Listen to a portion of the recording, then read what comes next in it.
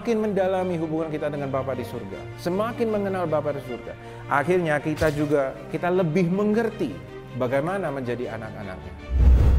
Dan inilah termasuk bagian dari kasih karunia Allah Bapa, bahwa kami bisa diterima lagi sebagai anak Allah.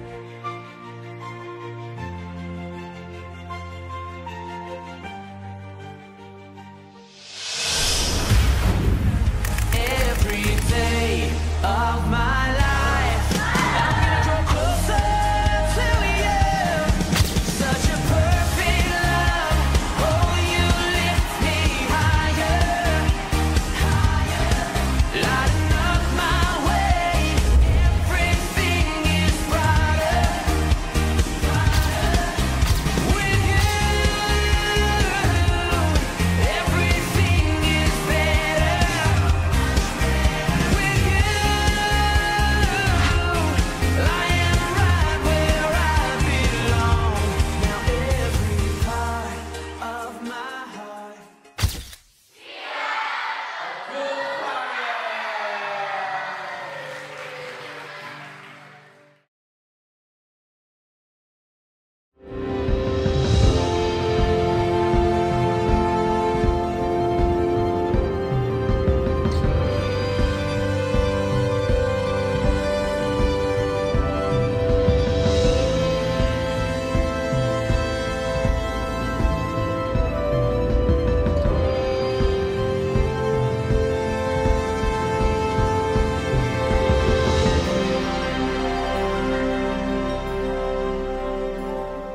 Tuhan Yesus pada waktu malam sebelum dia mati di atas kayu salib, dia mempunyai waktu bersama dengan murid-muridnya, dan di 1 Korintus 11, 23-24 tertulis, sebab apa yang telah kuteruskan kepadamu, telah aku terima dari Tuhan, yaitu bahwa Tuhan Yesus pada malam waktu ia diserahkan mengambil roti, dan sesudah itu ia mengucap syukur atasnya, ia memecahkannya dan berkata, inilah tubuhku yang diserahkan bagi kamu. Perbuatlah ini menjadi peringatan akan aku.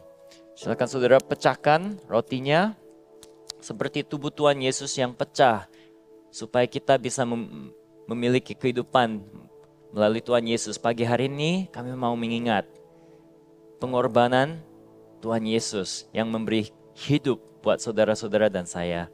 Tuhan Yesus, terima kasih atas hidup yang diberi oleh pengorbananmu.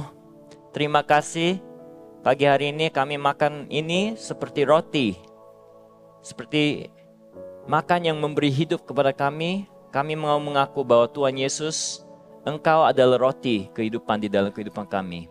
Terima kasih Tuhan Yesus. Silakan saudara makan.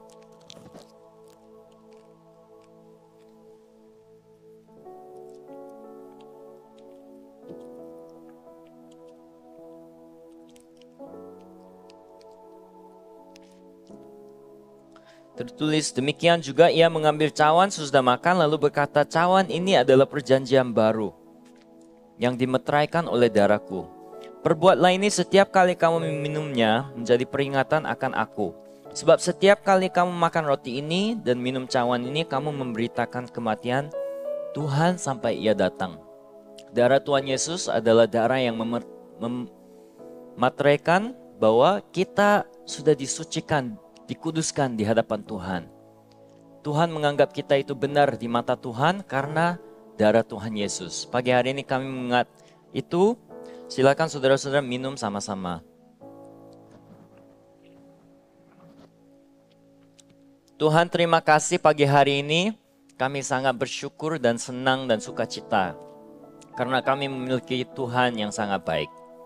Tuhan, di dalam kehidupan kami ada banyak orang yang masih belum mengenal siapa itu Engkau. Tuhan, kiranya kami semua bisa menjadi saksi dimanapun Engkau telah mengirim kami, di dalam keluarga kami, lingkungan kami. Tuhan, biarlah kami bisa menyatakan siapa Engkau di dalam kehidupan kami.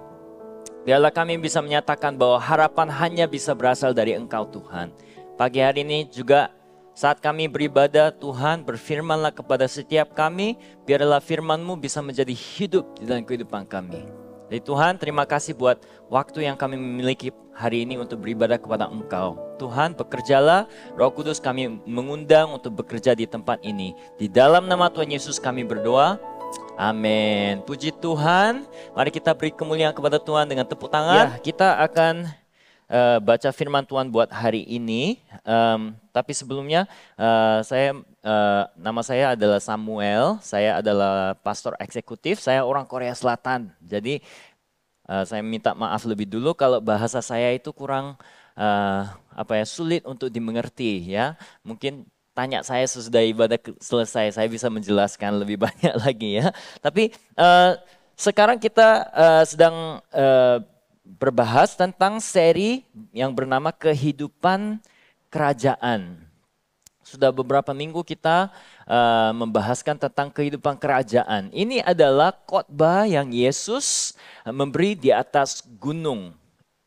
Jadi di Matius 5 mulai beberapa khotbah-khotbah yang disampaikan Yesus di atas gunung, dan itu yang dinama di dalam bahasa Inggris Sermon on the Mount. Minggu yang lalu kita membahaskan tentang bagaimana Yesus memanggil orang yang percaya sebagai garam dan terang dunia. Menurut Yesus, semua orang Kristen adalah orang yang dipanggil sebagai garam di dunia dan terang di dunia. Saudara-saudara, waktu kita ke misi ke Papua, kita ada kesempatan untuk membaptis 2 orang di dalam air laut. Dan saya sudah lama sekali nggak mengunjungi laut ya. Jadi saya lupa air laut itu betapa asinnya ya. Satu kali makan air laut itu kayak lidahnya itu menjadi tidak bisa merasa apa-apa ya karena terlalu pahit ya. Tapi katanya di dalam laut hanya 3,5% itu garam. Cuma 3,5% itu sudah cukup untuk membuat laut garam itu terasa asin.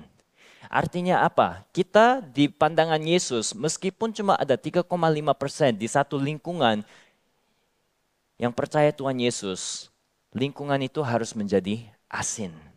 Ya, Yesus menganggap kita adalah seperti garam.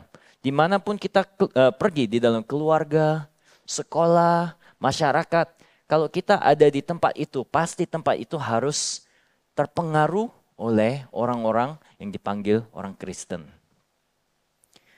Jadi bagaimana kita bisa hidup seperti itu? Nah ini adalah setelah Yesus memanggil orang Kristen, mereka adalah garam dan terang dunia. Dia mulai bicara tentang bagaimana kita bisa menunjukkan ya kepada dunia siapa itu Yesus melalui kehidupan yang seperti garam. Di Matius 5 ayat 20 dari minggu yang lalu, Yesus berfirman demikian.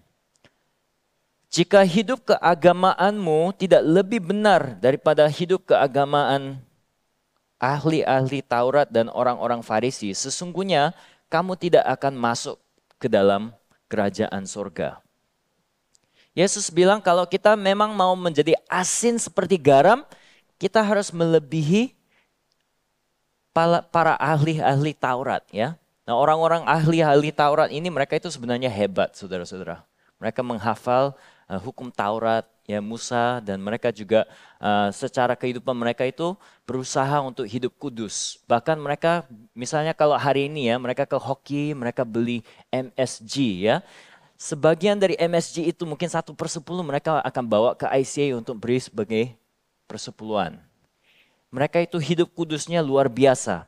Tapi Yesus bilang, kalau kita sungguh-sungguh ingin menjadi garam dan terang dunia, hidup keagamaanmu atau spirituality, ya, spiritualitas kita harus lebih benar daripada hidup keagamaan ahli-ahli Taurat. Dia pernah bilang di Matius 23 ayat 23, celakalah kamu hai ahli-ahli Taurat dan orang-orang Farisi, hai kamu orang-orang munafik, sebab persepuluhan dari selasi, adas manis dan jintan kamu bayar, tetapi yang terpenting dalam hukum Taurat kamu abaikan, yaitu keadilan dan belas kasihan dan kesetiaan. Yang satu harus dilakukan dan yang lain jangan diabaikan. Mulai ayat 21 ini, Yesus itu mulai bicara tentang hukum-hukum Taurat Musa. Ini adalah bagian yang biasanya orang-orang panggil antithesis, ya, antithesis. Yaitu apa? Dia mengungkapkan hukum Taurat Musa dan dia bilang ini yang diceritakan ahli-ahli Taurat. Tapi saya mau menceritakan sebenarnya, ya, apa yang dijelaskan oleh itu adalah ini, ya. Ini adalah penjelasan Yesus tentang hukum Taurat Musa yang memberitahukan maksud aturan-aturan itu. Saat kita bisa menangkap hal itu akan membuat kita bisa hidup dengan cara hidup yang membuat kita garam dan terang bagi dunia. Hidup yang sungguh bisa menunjukkan apa itu kehidupan dalam kerajaan Tuhan. Jadi kalau kita pikir di dalam kehidupan kita, sebenarnya hukum-hukum yang kita tahu di dalam kehidupan itu semua adalah syarat, ya. Tapi Yesus menceritakan sesuatu hal yang lebih dalam daripada itu. Sebagai orang tua, saya memiliki 3 anak dan sebagai orang tua saya sungguh-sungguh harap ada aturan-aturan yang bisa membuat semuanya damai di dalam rumah. Saya bisa menceritakan rule number 1, number 2, ikuti ini kalau gitu damai di dalam rumah. Tapi itu mustahil, ya. Sebagai orang tua saya tahu anak-anak saya itu selalu berkelahi, ya, di dalam mobil. Jadi aturannya yang saya membuat supaya mereka tidak berkelahi adalah stick to your sides, ya. Anak pertama kamu di sebelah kiri, ya. Anak kedua kamu di sebelah kanan. Jangan saling mengganggu, ya. Ayo stick to your sides. Pengharapan saya sebagai orang tua itu bahwa peraturan itu akan membuat damai di dalam mobil. Tapi selalu tidak damai, ya. Anak saya yang pertama bilang, saya masih mengikuti peraturan, tetapi apa yang dia lakukan? Kayak gitu ke mata adiknya, ya. Adiknya protes. Papa, kakaknya seperti ini, ya. Jadi sebenarnya hukum itu punya batas. Hukum itu cuma bisa menceritakan apa itu niatnya, ya. Tetapi tidak akan sempurna. Nah, Yesus sedang menceritakan untuk bisa mengasihi orang yang lain, bukan hanya hukum, kita harus tahu niatnya Bapa. Kita harus tahu apa yang lebih dalam daripada hukum itu, yaitu apa yang dimaksudkan Tuhan di dalam mengasihi manusia sesama. Jadi Yesus mulai berkhotbah tentang hal-hal ini. Dia mulai breakdown, ya. Ini yang diajar Musa, tetapi sebenarnya niat Bapa adalah ini, ya. Dia mulai pertama dengan Matius 5 ayat 21. Dia menceritakan, kamu telah mendengar yang difirmankan kepada nenek moyang kita. Jangan membunuh, siapa yang membunuh harus dihukum. Ini adalah perintah ke-6 di dalam hukum Taurat Musa. Jangan membunuh. Kata ratsak, yaitu adalah kata bunuh di dalam bahasa Ibrani. Tapi ini bukan bunuh untuk membela diri atau bunuh di dalam peperangan. Atau bunuh karena mungkin kita itu bekerja buat pemerintah dan kita harus membunuh orang yang melakukan salah, ya. Itu bukan termasuk bunuh secara tidak sengaja. Semua itu bukan termasuk. Yang diceritakan perintah ke-6 adalah jangan bunuh dari rasa dendam, ya. Kita bunuh karena kita merasa dendam terhadap seseorang. Karena kita marah. Mungkin di antara kita semua di tempat ini kita bisa merasa aman. Kita mendengar hukum Musa itu. Oh, saya tidak pernah membunuh, pastor. Itu bukan saya, ya. Tapi Yesus seringkali dia memberi kata-kata yang membuat semua orang yang mendengar khotbah dia itu merasa, oh, Yesus sedang menceritakan saya.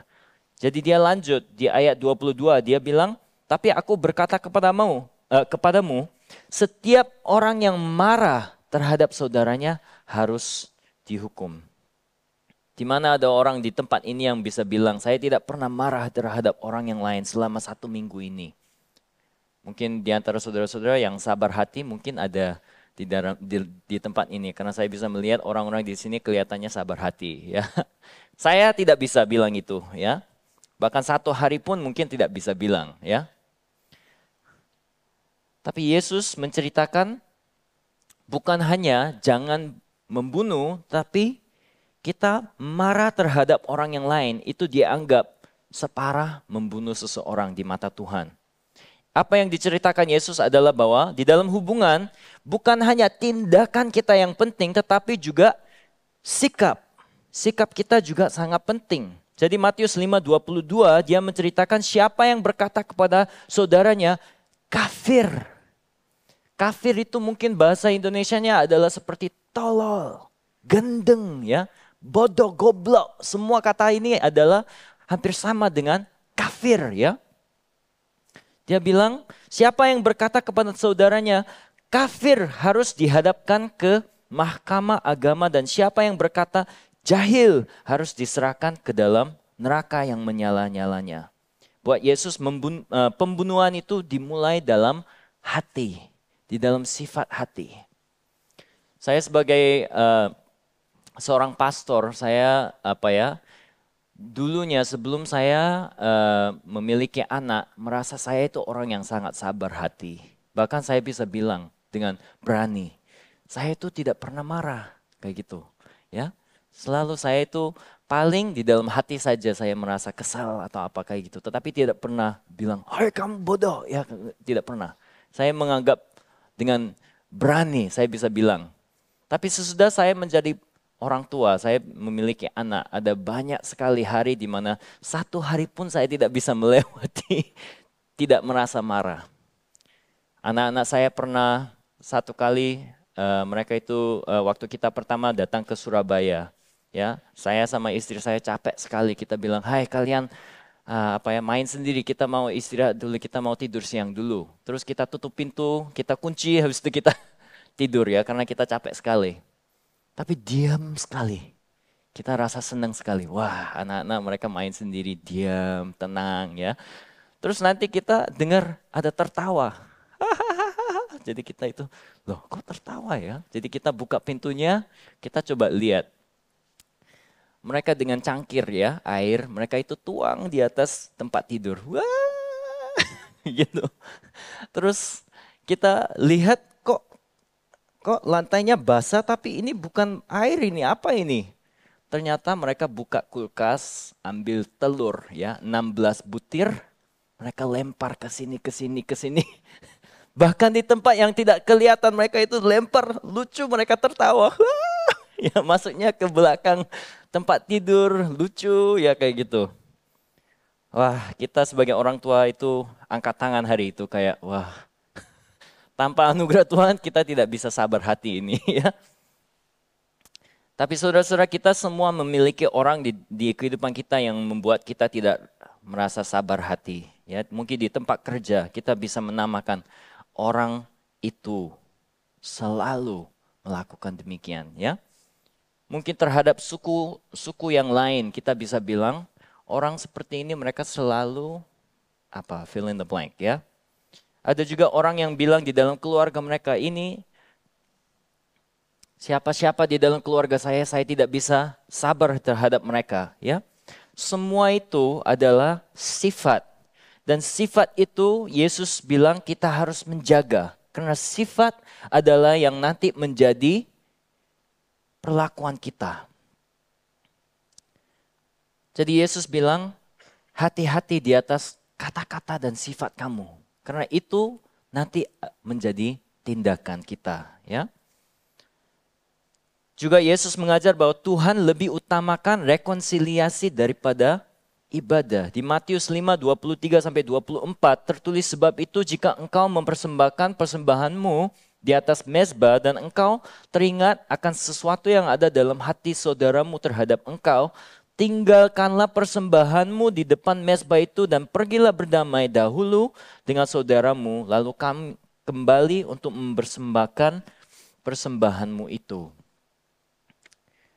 Yesus mementingkan ya hati kita itu bisa rekonsiliasi terhadap orang yang lain. Mungkin saudara-saudara bisa mengalami ada waktu di mana saudara ingin beribadah atau berdoa atau memuji Tuhan, tetapi karena rasa hati terhadap seseorang yang lain di ruangan ibadah itu kurang enak, tidak bisa beribadah kepada Tuhan.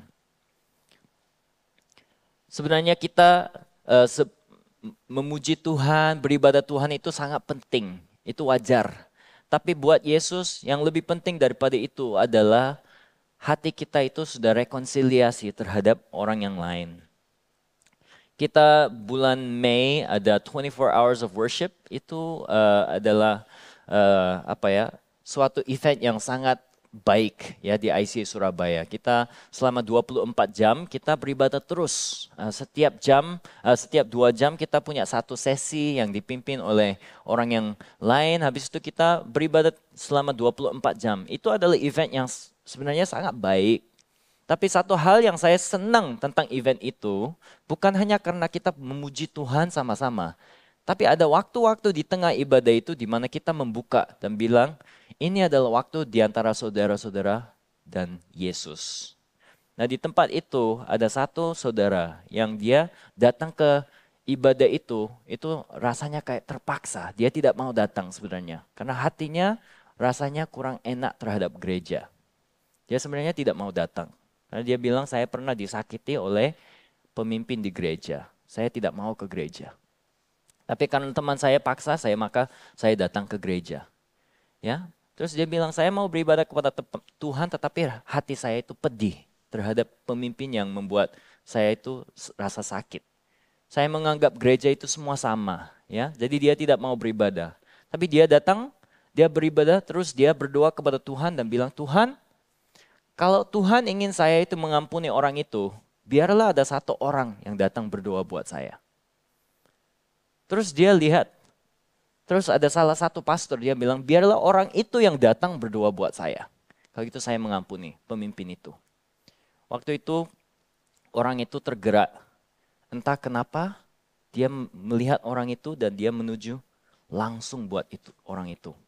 Dia menumpang tangan di atas dia dan dia berdoa. Dan orang itu mulai menangis. Ya, dia mulai menangis. Dan dia bercerita, saya tahu Tuhan, rencana Tuhan buat saya adalah untuk mengampuni orang yang bersalah kepada saya. Ya, itu adalah hal yang indah. Saya harap di dalam kehidupan kami semua kami bisa mengalami. Di dalam kehidupan kita semua bisa mengalami. Bukan hanya waktu ibadah itu sebagai waktu di antara saya dan Tuhan. Tapi waktu ibadah menjadi waktu di mana Tuhan membuat kita bisa mengampuni orang yang bersalah kepada kami. Dan kita bisa mengalami rekonsiliasi di dalam hubungan. Di Roma 12:18, Paulus bilang sedapat-dapatnya kalau hal itu bergantung padamu, hiduplah dalam perdamaian dengan semua orang. Yesus juga menceritakan sebagai pengajaran yang praktikal, ya praktis. Dia bilang di Matius 5:25-26, segeralah berdamai dengan lawanmu selama engkau bersama-sama dengan dia di tengah jalan, supaya lawanmu itu jangan menyerahkan engkau kepada hakim dan hakim itu menyerahkan engkau kepada pembantunya dan engkau dilemparkan ke dalam penjara. Aku berkata kepadamu, sesungguhnya engkau tidak akan keluar dari sana sebelum engkau membayar hutangmu sampai lunas. Jadi pengajaran Yesus adalah kalau kita merasa dendam terhadap seseorang, jangan biarkan itu terus bertumbuh. Tapi dengan cara yang cepat, carilah rekonsiliasi. Saya tahu itu tidak gampang. Di dalam hubungan-hubungan yang kami memiliki pasti tidak gampang. Efesus 4:26-27 Paulus mengajar, apabila kamu menjadi marah, janganlah kamu berbuat dosa. Janganlah matahari terbenam sebelum padam amarahmu. Dan janganlah beri kesempatan kepada iblis. Kalau kita semua bisa taat kepada firman ini saja, saya percaya ada banyak sekali hubungan-hubungan yang rusak, mungkin yang bisa sembuh. Jadi ingatlah, Allah tidak menyimpan dendam terhadap kita. Jadi Yesus mengajar, bukan hanya jangan bunuh, tapi jangan menyimpan rasa dendam terhadap orang yang lain ya. Yang kedua, jangan menginginkan apa yang bukan milikmu. Pada awalnya waktu saya siapkan khotbah ini saya pakai kata-kata yang lain, tetapi poin kedua adalah jangan menginginkan apa yang bukan milikmu. Nah di Matius 5:27 Yesus mengajar, kamu telah mendengar firman jangan berzina. Ini adalah perintah ketujuh. Ya, perintah ketujuh hukum 10 hukum dari Musa adalah kita tidak boleh mempunyai hubungan seksual dengan orang di luar hubungan pernikahan. Tapi Yesus dia mengajar bahwa bukan hanya hubungan seksual yang tidak benar, tetapi ayat 28 dia bilang, aku berkata kepadamu, setiap orang yang memandang perempuan serta menginginkannya sudah berzina dengan dia di dalam hatinya. Di sini kata perempuan yang dipakai adalah kata gaina, yaitu wanita atau istri. Ya, jadi Yesus sedang menceritakan bukan terhadap ketertarikan yang natural di antara seorang yang belum menikah dan seorang lagi yang belum menikah. Yang Yesus menceritakan adalah orang yang tertarik terhadap orang yang sudah menikah. Seperti apa? Jadi Yakub dia itu tertarik terhadap Rahel di dalam Alkitab. Itu wajar ya. Ada laki-laki yang tertarik sama seorang wanita. Itu natural. Tapi yang bukan natural, yang tidak benar itu apa? Daud di dalam Alkitab dia tertarik terhadap Batsheba. Batsheba itu sudah menikah. Daud juga sudah menikah. Tapi Daud suatu hari naik ke atas atapnya, ya dia melihat wanita yang sedang mandi, yaitu Batsheba, ya. Nah mungkin dia secara tidak sengaja lihat, mungkin kita bisa bilang, oke, itu bisa terjadi. Tapi apa yang Daud melakukan itu melebihi cuma melihat saja. Dia mulai memandang. Memandang dalam bahasa Inggris adalah gaze, ya. Gaze itu apa? Dia mulai melamun, dia mulai membayangkan, dia mulai mempunyai rencana bagaimana saya bisa mendapatkan apa yang bukan milik saya. Nah terus apa yang terjadi? Daud, dia membuat suatu rencana ya supaya dia bisa memiliki Batsheba sebagai istrinya. Jadi dia mengambilnya dan dia membunuh suaminya ya Uria. Dia membuat supaya kelihatan seperti itu kecelakaan, tetapi itu sebenarnya adalah hal yang disengaja lakukan oleh Daud supaya dia bisa membuat Batsheba menjadi istrinya. Matius 5:28 Yesus menceritakan setiap orang yang memandang perempuan serta menginginkannya sudah berzina dengan dia di dalam hatinya. Jadi apa yang kita harus lakukan? Menurut Yesus kita harus pangkas kebiasaan-kebiasaan yang tidak benar. Yesus menceritakan hal yang menakutkan di ayat 29 dia bilang, maka jika matamu yang kanan menyesatkan engkau, cungkillah dan buanglah itu. Saya harap saudara jangan lakukan itu sekarang ya. Karena lebih baik bagimu jika satu dari anggota tubuhmu binasa daripada tubuhmu dengan utuh dicampakkan ke dalam neraka. Dan jika tanganmu yang kanan menyesatkan engkau, penggalah dan buanglah itu. Karena lebih baik bagimu jika satu dari anggota tubuhmu binasa daripada tubuhmu dengan utuh masuk neraka. Saya waktu menjadi seorang pastor di GSJ Korea Selatan, ada beberapa syarat yang saya diminta untuk ikuti. Dan ini adalah syarat tentang bagaimana saya itu berlaku dengan orang-orang yang dari jenis kelamin yang lain. Ya, jadi kalau saya sebagai laki-laki bersama dengan perempuan, bagaimana saya harus berlaku? Mereka bilang tidak boleh ada pengiriman pesan pribadi hanya untuk kesenangan saja. Misalnya sosial media, ya, mungkin WA atau apa. Hubungi secara pribadi tanpa alasan. Hey, how are you doing? Just wanted to know how you're doing. dilarang. Ya, kenapa? Karena semua itu adalah hal yang tidak wajar. Ya, sebagai orang yang bernikah, apa urusan saya dengan orang yang lain yang wanita? Tidak ada urusannya. Yang kedua, tidak ada sentuhan fisik yang tidak pantas. Ya, ini jelas. Yang ketiga, tidak ada perjalanan mobil atau jalan kaki berdua saja. Nah, kadang-kadang di dalam pelayanan atau di dalam kehidupan kita bisa bilang, "Hei, bagaimana kita bisa lakukan itu? Ini situasinya bagaimana ya?" Mungkin kita perlu ada beberapa exception yang kita buat. Tetapi alasannya kenapa? Karena ada banyak sekali kecelakaan terjadi di dalam hal seperti itu. Dan yang terakhir, kalau terlibat dalam kelompok dengan lawan jenis, lakukan hanya jika pasanganmu hadir di tempat itu. Ya, jadi bagi orang-orang yang muda, ya, ini adalah pengajaran. Setiap kali kita mungkin sebelum menikah kita punya teman-teman atau kelompok-kelompok di mana kita hadir, ya. Sesudah kita menikah, bagaimana caranya kita mengundang istri atau suami kita itu masuk ke dalam kelompok itu sama-sama, ya. Itu adalah cara kita bisa hidup sama seperti potong tangan atau keluarkan mata, ya. Di dalam kehidupan kita harus pangkas hal-hal yang membuat supaya kita jatuh ke dalam temptation, ya, kecelakaan, ya. Jangan menginginkan apa yang bukan milikmu, tetapi hargai apa yang menjadi hakmu. Amsal 5 ayat 18 tertulis, "Diberkatilah kiranya sendangmu, bersukacitalah dengan istri masa mudamu." Dalam kehidupan kita semua kita memiliki hubungan-hubungan yang diberi oleh Tuhan. Bukan hanya istri suami saja, tapi sebagai guru kepada mahasiswa atau orang yang kita ajari, ya, di dalam tempat kerja, rekan kerja kita juga, ya. Jangan menganggap itu hal yang terjadi yang ringan saja, ya.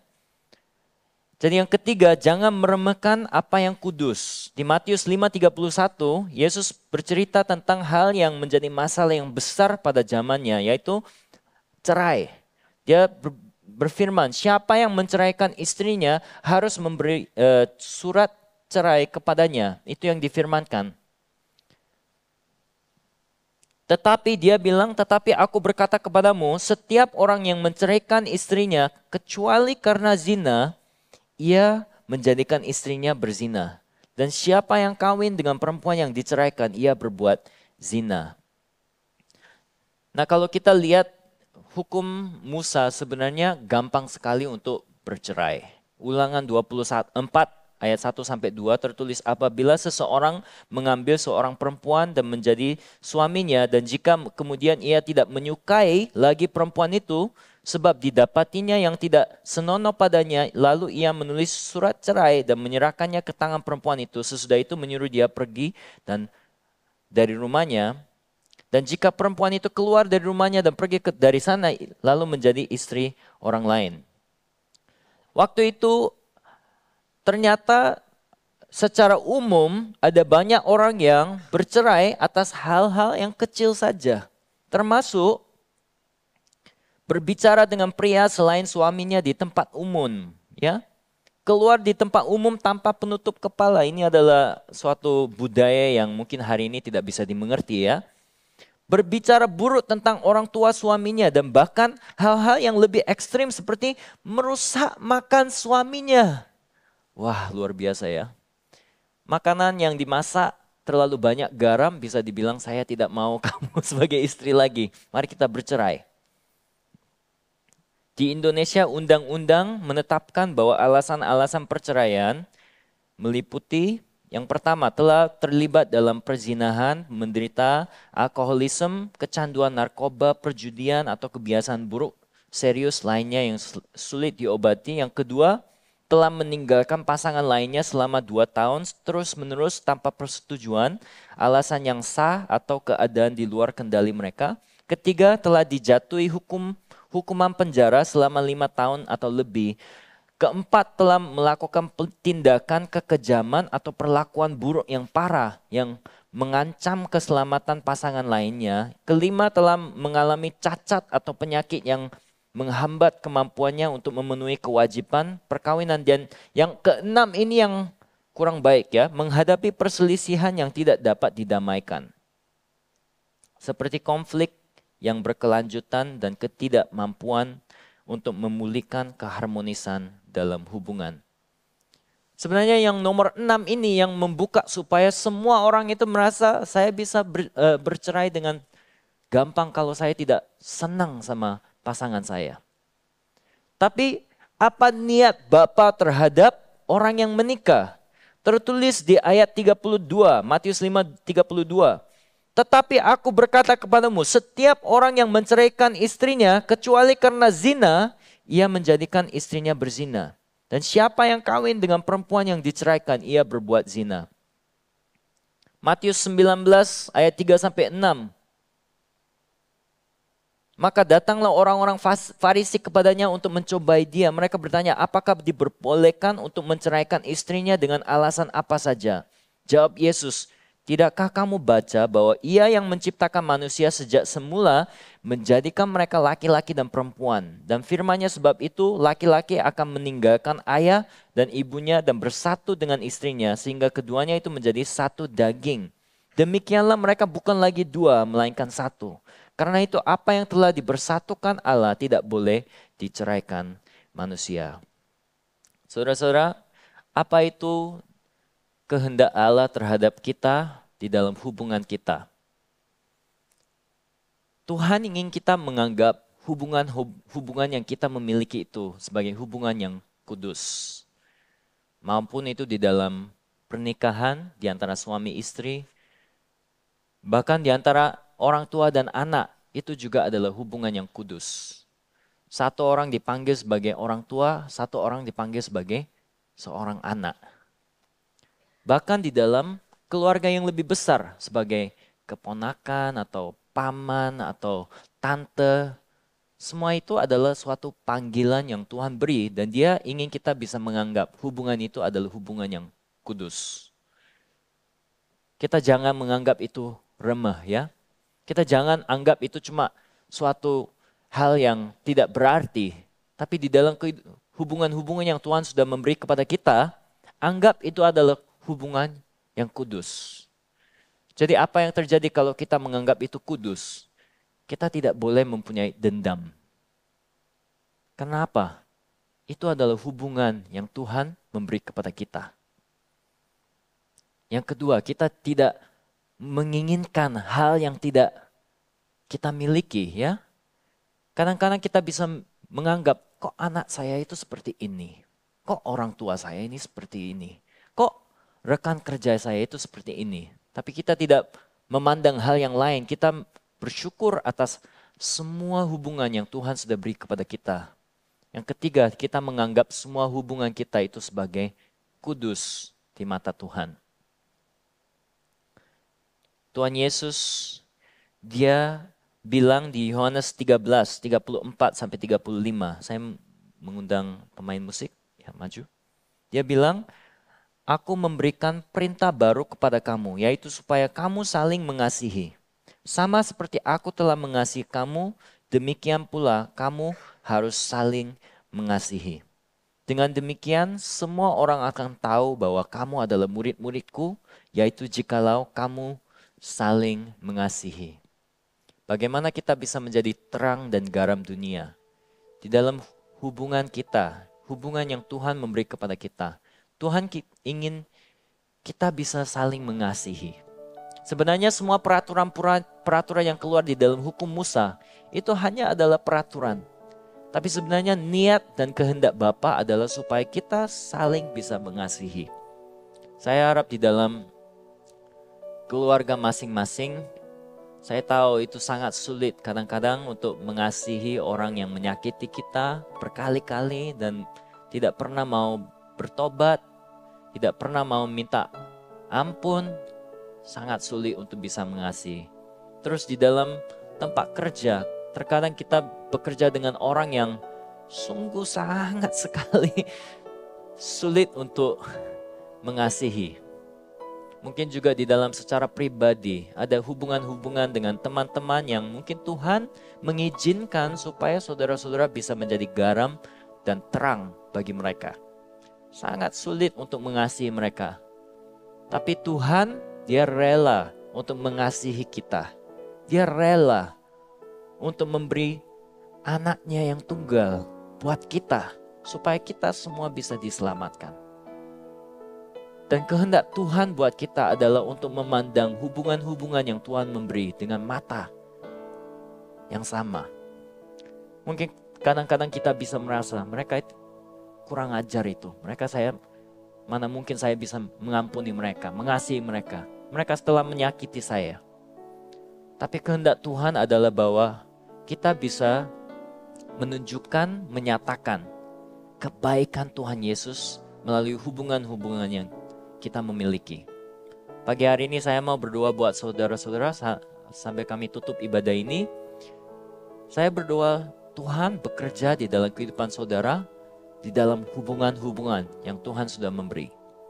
Saya tidak tahu semua hal yang terjadi di dalam kehidupan saudara, tapi saya berdoa, Tuhan, biarlah kami bisa menjadi orang yang menyatakan kerajaan Allah dan kasih Tuhan Yesus di dalam hubungan yang Engkau sudah memberi kepada kami. Jadi mari kita berdoa pada saat ini. Tuhan, terima kasih. Pagi hari ini kami mau mengakui bahwa hubungan-hubungan yang Engkau sudah memberi kepada kami itu adalah rencana Tuhan. Orang-orang yang Engkau telah izin di dalam kehidupan kami sebagai keluarga, rekan kerja, sebagai orang-orang di lingkungan kami, itu adalah di rencana Tuhan. Kami tidak bisa mengerti rencana Tuhan, tapi kami tahu Tuhan di tempat-tempat Engkau sudah mengutus kami, itu adalah tempat misi. Itu adalah tempat di mana kami harus menunjukkan bahwa Engkau Tuhan Yesus adalah terang dunia. Engkau sudah memanggil kami untuk menjadi garam dunia. Tuhan, kami tidak sanggup untuk menjadi garam dunia. Kami tidak sanggup untuk menjadi terang dunia, Tuhan. Sangat sulit untuk bisa mengasihi di dalam hubungan yang Engkau memberi, Tuhan. Tapi Tuhan, kami ingin Roh Kudus masuk ke dalam kehidupan kami, menguatkan kami, memberi kebijakan. Roh Kudus membuat kami supaya kami bisa mengampuni. Roh Kudus membuat supaya kami bisa mengasihi bukan dengan kekuatan manusia, tapi oleh kekuatan yang Engkau memberi, Tuhan. Tuhan, kami ingin orang-orang di dalam kehidupan kami bisa bertemu dengan Engkau, Tuhan Yesus. Bagi keluarga kami juga kami berdoa, biarlah keluarga kami yang masih belum mengenal Engkau, Tuhan Yesus, anggota keluarga mereka bisa mengenal Engkau dan mereka bisa percaya Engkau, Tuhan Yesus. Kami berdoa buat rekan-rekan kerja yang membuat hati kami sakit. Tuhan, biarlah mereka juga bisa bertemu dengan Engkau. Pakailah kami sebagai saksi di tempat kerja. Biarlah kami bisa menyatakan kebaikan-Mu di tempat kerja pun. Di sekolah-sekolah kami, di lingkungan kami. Tuhan, kami hidup di tempat di mana banyak orang tidak percaya kepada Engkau. Di kota Surabaya ini bahkan ada banyak orang yang tidak percaya Engkau. Tuhan, pakailah kami menjadi saksi, garam, dan terang dunia. Tuhan, kiranya kami semua bisa menjadi orang yang mengasihi dengan kuasa yang datang dan berasal dari Engkau, Tuhan. Jadi kirimlah kami, biarlah kami bisa menjadi garam dan terang dunia melalui kuasa-Mu, melalui Roh Kudus. Kiranya kasih anugerah Yesus Kristus dan kasih Allah Bapa yang besar dan pesertaan Roh Kudus bisa beserta di atas semua orang yang beribadah pada pagi hari ini. Sampai Tuhan Yesus datang kembali. Di dalam nama Tuhan Yesus kami berdoa. Amin. Terima kasih. Sampai jumpa minggu depan. Kami senang Anda bergabung dengan ibadah ICA hari ini. Selamat berakhir pekan dan sampai jumpa minggu depan. Tuhan berkati Anda dan keluarga. Mari membuat hidup lebih baik dan mengubah kota kita. Bergabunglah dengan kami dalam penggalangan dana untuk membangun Community Leadership Center dan gereja di Surabaya. Cukup scan kode QR ini untuk berdonasi. Kunjungi juga stand CLC di lobi untuk mempelajari informasi lebih lanjut. Bersama-sama ICA, mari kita mengubah kota kita. Young Adults, mari meluangkan waktu untuk Tuhan dalam A Day of Pause di tanggal 12 Juli di ICA East dari jam 8 pagi sampai jam 9 malam. Biaya pendaftaran Rp100.000 sudah termasuk makan, snack, dan t-shirt. Daftarkan dirimu hari ini dan mari diperbaharui kembali bersama Tuhan. Memberikan persembahan menjadi semakin mudah. Silakan scan QR Code di layar dengan menggunakan aplikasi bank Anda atau kunjungi icaspy.com/giving untuk informasi lebih lanjut. Sumbangan dana untuk beasiswa YDP memiliki kode QR yang baru. Dana beasiswa YDP membantu anak-anak remaja kurang mampu di komunitas agar dapat mengejar impian mereka untuk mendapatkan pendidikan di perguruan tinggi. Pemberian untuk program ini sekarang memiliki kode QR sendiri, sehingga akan lebih mudah untuk Anda memberi dan mendukung impian anak-anak di YDP. ICA membuka kesempatan untuk Anda dapat bergabung menjadi volunteer di ICA untuk melayani dalam bidang service media dan juga hospitality. Untuk mendaftarkan diri menjadi volunteer di ICA, Anda bisa scan QR Code di layar atau di meja informasi yang ada di lobi. Mari melayani Tuhan dan memberkati gerejanya. Kelompok kecil adalah cara terbaik untuk terhubung dan bertemu dengan lebih banyak teman di ICA. Apabila Anda belum tertanam dalam komunitas Go Group di ICA, silakan kunjungi website ICA atau buka dari aplikasi Church Center untuk menemukan Go Group yang tepat bagi musim kehidupan Anda saat ini. Mari bertumbuh melalui Go Group. Kami rindu untuk bisa mendoakan Anda. Bagikan pokok doa Anda melalui tautan bit.ly/ICA Prayer Online dan bersama kita melangkah dan percaya bahwa Tuhan bekerja. Bergabunglah dalam doa online ICA setiap Selasa malam pukul 7:30 melalui Zoom. Cek sosial media kami setiap hari Selasa untuk informasi link tersebut. Mari bersekutu dalam ibadah serta doa bersama. Tahukah Anda bahwa catatan khotbah ICA dapat ditemukan setiap minggunya di aplikasi Alkitab YouVersion? Setelah mengunduh aplikasi YouVersion, cukup klik Events, ketik lokasi ICA Anda di hari itu, yaitu ICA West atau ICA East, untuk menemukan catatan khotbah dan semua ayat Alkitab untuk khotbah hari Minggu tersebut. Selamat mencoba! Untuk informasi lebih lanjut tentang kegiatan di gereja ICA, tautan penting, pengumuman yang mungkin terlewatkan, serta form pendaftaran, silakan mengunduh aplikasi Church Center, satu aplikasi untuk semua informasi tentang ICA Surabaya. ICA mengadakan ibadah setiap minggu di gereja dan juga online di YouTube channel ICA Surabaya. Bergabung bersama kami setiap hari Minggu untuk menyembah dan belajar firman Tuhan bersama-sama. Ikuti sosial media ICA Surabaya di YouTube, Facebook, Instagram, dan Spotify. Anda dapat menemukan berbagai informasi, playlist musik, video, renungan, dan lainnya.